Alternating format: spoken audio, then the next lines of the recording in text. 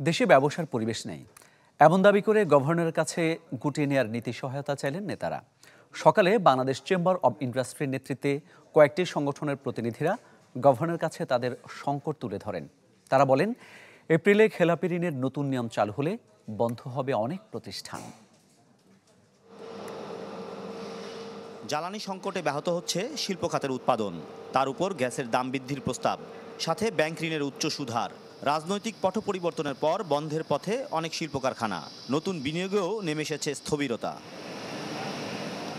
এমন সব দুশ্চিন্তা নিয়ে বাংলাদেশ ব্যাংকের গভর্নরের সাথে বৈঠকে বসে Bangladesh chamber of commerce industry BCI ও বিজিএমইএ।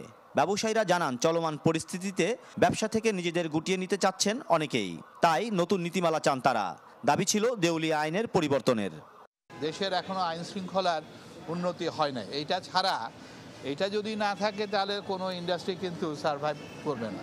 তারপরে যখন আমরা শুনি গ্যাসের মূল্য বৃদ্ধি করা হবে, ইকোনমিক জোন ছাড়া করা যাবে না, তখন আমরা ধরেই নিছি যে আগামী তো আর ইন্ডাস্ট্রি নতুন করে কোনো অবস্থাতে কিন্তু বাংলাদেশে চিন্তা করারও কোনো কারণ নাই।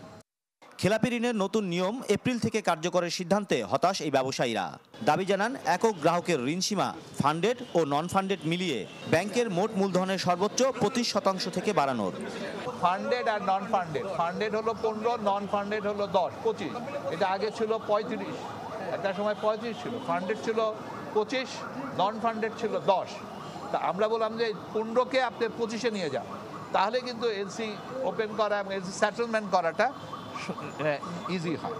ইন্টারেস্ট রেট একটু ইয়েতে রাখা, আমাদের এলসি সাপোর্ট দেওয়া, আমাদের এক্সিট পলিসিটা যারা একটা অনেক সিক আছে, এসএমই আছে, যারা এক্সিট করতে চায় তাদেরকে যেন আমরা নতুনভাবে তারা কাজ করতে পারেন।